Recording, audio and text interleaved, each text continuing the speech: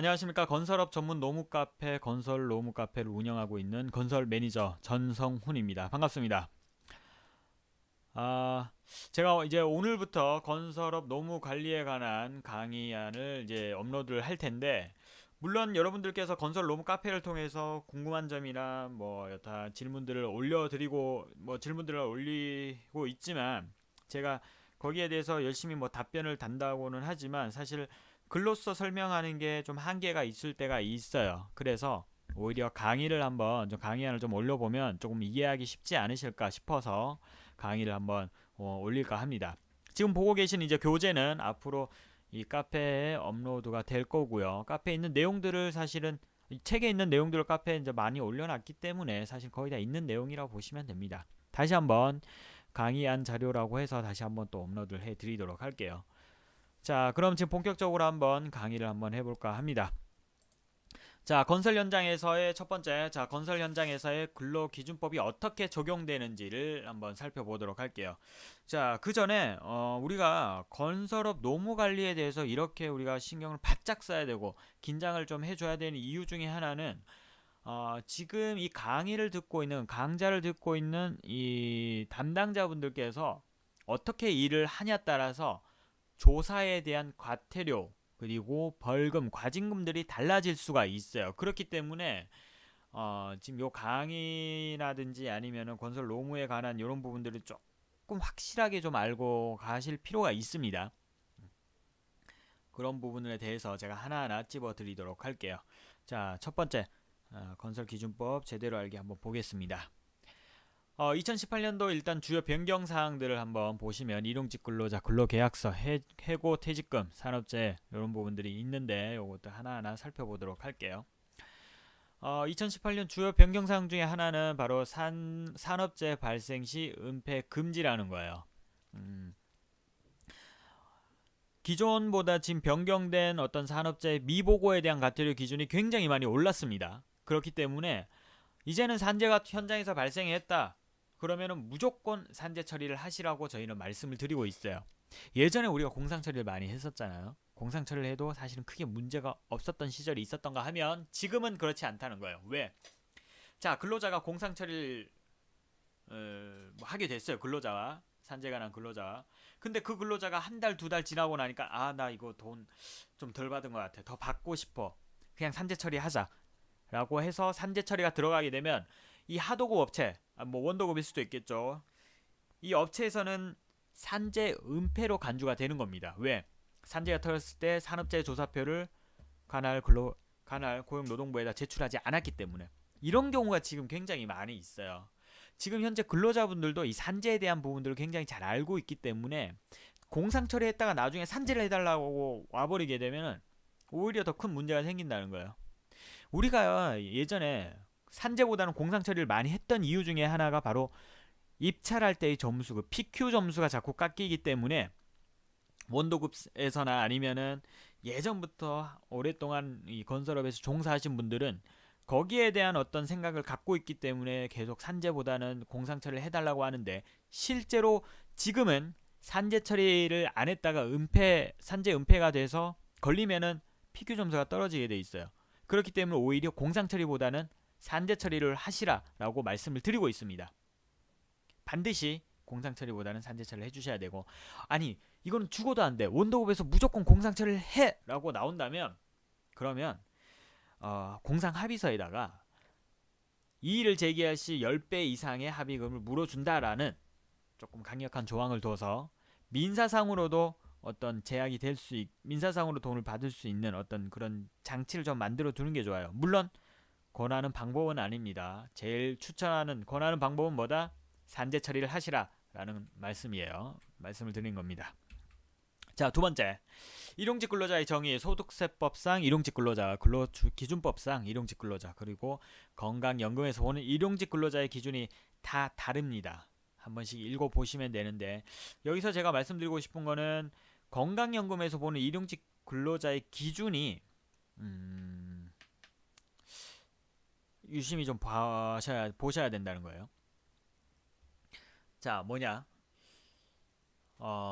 일용직 근로계약서상에 1개월 이상 근로계약서가 존재한다면 일용직 근로자가 보지 않아하고 최초 일료부터 최종일까지 가입 기간으로 본다라는 거예요. 그러나 근로계약서가 없다면 현장별 성립신고 여부 기준에 따라 1일 20일 근로 여부로 건강보험 부과 여부를 판단한다라고 적혀 있는데 지금 요 기준도 바뀌었죠. 8일로 8월달 이후부터 바뀌었습니다. 일용직 근로자에 대한 기준은 이렇지만 사실상 조사가 나왔을 때는 건강과 연금에서 조사에 과태료 나오는 기준이 조금씩 달라요. 건강 같은 경우에는 사업장 적용 신고가 안 되어 있다면 15일까지 봐주는 경우도 있어요. 그런 공단들이 오히려 더 많고 연금은 정말 100이면 100 기준이 정말 다릅니다. 명시적 근로계약서가 있으면은 당연히 연금 가입 대상이다라는 또 자체 기준이 있기 때문에 그 기준을 갖다 대서 하는 경우도 있고 굉장히 100이면 100이면 다 다르다 보니까 이 건설업에서 대응하기가 사실은 쉽지가 않아요. 연금조사 같은 경우에는 건강도 마찬가지지만 그래서 건강이나 연금에서 조사가 나오면 사실 그 과태료 거의 고스란히 내는 경우가 거의 대부분이죠. 그거는 나중에 조사 파트로 제가 따로 또 설명드릴 시간이 있으면 그때 강의를 한번 올리도록 하겠습니다. 자, 다음 한번 볼게요. 건설 일용직 근로자의 고용 형태들이 좀 다양하게 나와 있죠. 순수 일용직 근로자도 있고 팀으로 이루어지는 경우도 있고 프로젝트로 이루어지는 경우도 있고 그냥 단순 계약직으로 이루어지는 경우도 있죠. 계약 기간이 정해져서 그런 경우도 있습니다. 자, 그 다음에 고용산재보험 가입 근로자. 우리 일용직 근로자는 고용산재보험 가입 근로자인가 아니면은 적용제외 근로자인가 보시면 되는데 65세 이후에 취업하신 분은 가입 제외 근로자라고 보시면 돼요. 고용보험. 그리고 소정 근로 시간이 한 1개월에 60시간, 주 15시간 미만 인자는 또 가입 제외고. 특히나 여기 외국인 근로자가 좀 문의가 굉장히 많이 들어오는데 F2 체류 자격이죠. 체류 자격 F2, F5, F6은 내국인과 똑같이 해주시면 돼요. 무슨 말인지 아시겠죠? 내국인과 똑같이 해주는 체류 자격은 F256이다. 자, 근데 F256 이외의 외국인 근로자는 건강연금 가입을 해야 될까요? 말아야 될까요? 만약에 F226 뭐 H2, E9 체류 자격이에요. 그 사람들 건강연금 가입 대상일까요? 제외일까요? 지금 여기서 보고 있는 거는 고용보험법상 가입 제외 근로자는 외국인 근로자 원천적으로 가입 제외라고 적혀 있는데 요거는 근로내역 확인 신고죠. 그렇죠? 그럼 건강연금은 가입해야 될까요? 말아야 될까요? 가입해야 됩니다. F256을 제외한 아니지. F256을 포함한 모든 외국인 근로자는 건강연금 가입 대상이 된다면 무조건 가입을 해 주셔야 돼요. 근로내역 확인 신고랑은 별도입니다. 자, 그다음 사업주와 동거하고 있는 동거 친족 원천적으로 제외입니다. 근로자로 보질 않아요. 간혹 일반 근로자와 동일하게 사업주의 지휘 감독 아래 근로를 제공하고 있을 때 고용안전센터 심사를 거쳐 근로자로 인정받는 경우가 있는데 이런 경우는 뭐 흔치 않은 경우니까 읽어보시면 될 것 같고 그 다음에 4대 보험 의무가입 대상과 제외자 나열이 되어 있습니다. 국민연금 같은 경우는 기본 18세에서 60세 미만 건강보험, 고용보험, 산재보험 기본적으로 다 들어가는데 가입 제외 대상자가 있죠. 한번 읽어보시면 될 것 같아요.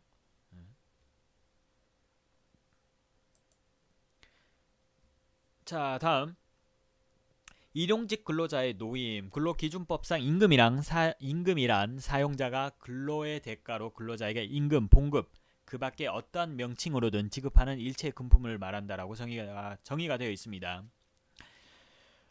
간혹 그런 경우가 있어요. 이 근로자가 우리가 관리하고 있는 일용직 근로자가 그 뭐라 그러죠? 파산이라고 해야 되나요?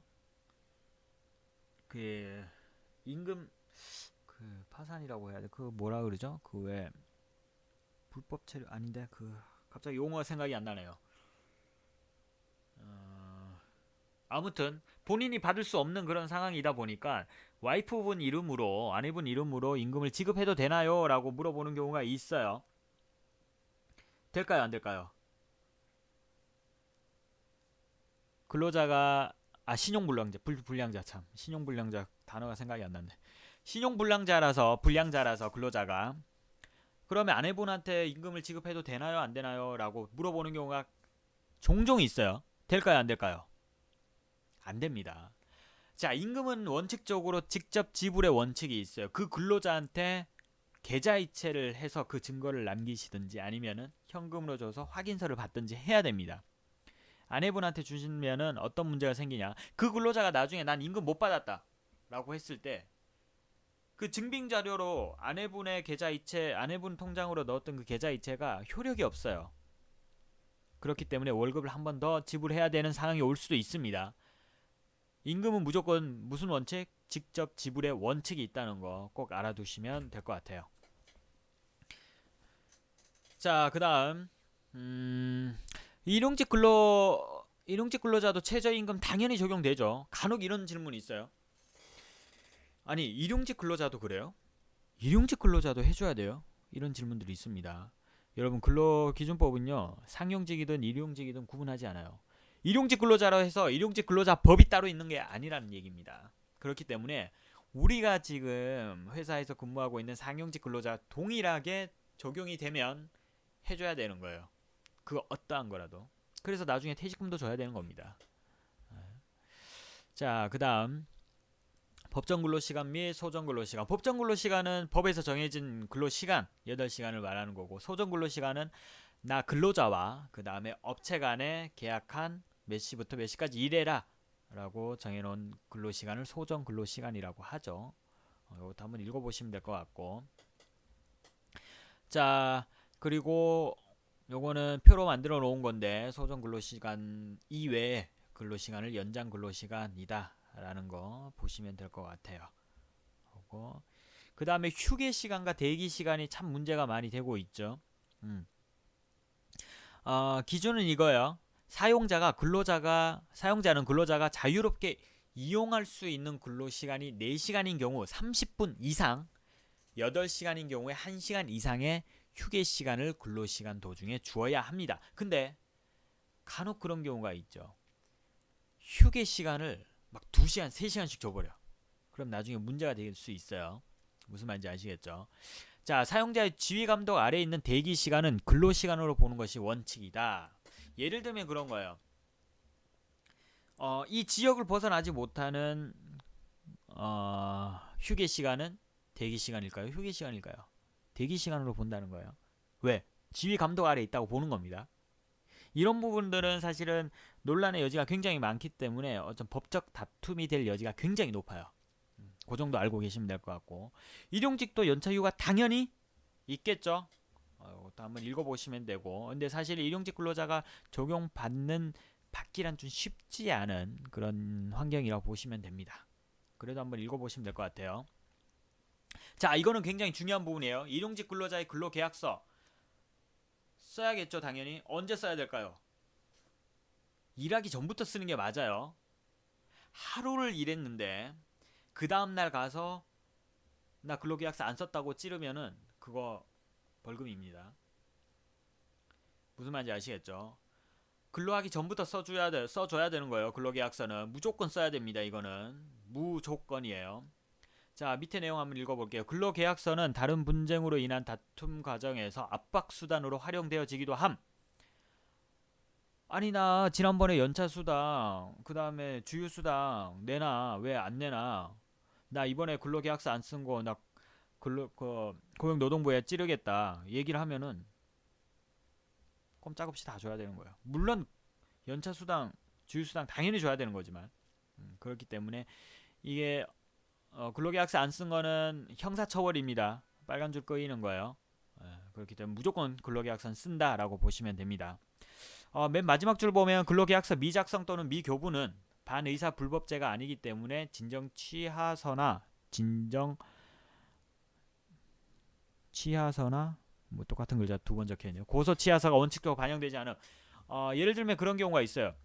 임금 관련된 분쟁은 내가 저 사람들한테 돈만 받으면 되지 괜히 뭐 처벌까지 원치 않는다 하면은 처벌을 안 하는 경우도 있습니다. 하지만 근로계약서는 안 그래요.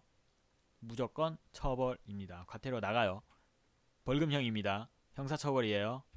무조건 써주시면 되고, 일용직 근로자 근로계약서 형태는 1일 단위로 근로계약이 갱신되는 형태가 있고, 계약기간, 예를 들면 공사 언제부터 해서 언제까지 그 공사 기간을 정한 형태도 있고, 아니면 현장 채용, 뭐 프로젝트, 어떤 프로젝트, 공사 그 기간 내에 어떤 프로젝트를 계약하는 형태, 이렇게 세 가지로 나눠볼 수 있겠네요.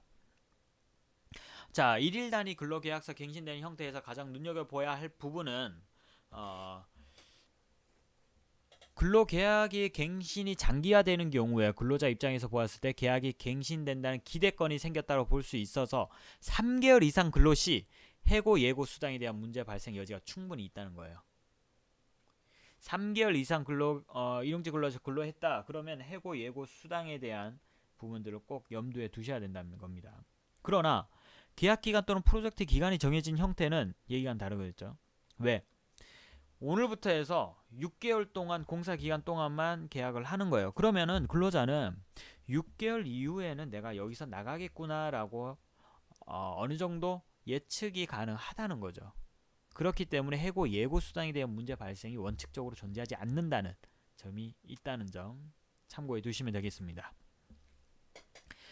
자, 임금 지급 요거는 한번 읽어보시면 되겠는데 연대체급의 어떤 임대 지급에 관한 부분입니다. 요거 한번 보시면은 예를 들면 하수급이 정상적으로 이제 임금을 지급하지 못했을 때 하도급에서 그럼 원도급에서 연대 책임으로 그 근로자한테 임금을 지급해야 된다는 내용이라고 보시면 돼요. 뭐 쉽게 얘기해서 뭐 하도급에서 이제 부도가 나서 월급이 제대로 안 들어왔다. 그러면 원도급에서 대신 내줘야 된다. 그게 바로 연대 책임이 있다라는 그런 내용입니다. 요거 한번 읽어보시면 될 것 같아요. 자, 여기까지 제가 그 근로기준법, 건설업에서 적용되는 근로기준법을 좀 간략하게 살펴봤는데 여기까지 이제 질문이 있고 하면 아래 네이버 카페 건설 로무 카페입니다. 아직까지 네이버에 검색해도 건설 로무라고 치면은 잘 안 나와요. 치면은 카페 제목으로 찾아서 들어가야 되는데 아래 주소로 바로 들어오면 카페가 잘 만들어져 있습니다. 어떻게 만들어져 있냐면 자, 요렇게 건설 로무 카페가 만들어져 있습니다. 요 카페에 들어오셔가지고 문의를 남겨주시면 제가 성실히 답변을 해드리도록 하겠습니다. 자, 오늘 정말 첫 강의라서 제가 내심 떨기도 많이 떨고 뭐 어버버거리기도 했는데 다음 시간부터는 좀 더 매끄러운 강의 진행이 될 수 있도록 노력을 한번 해볼게요. 강의 들어주셔서 감사합니다. 고맙습니다.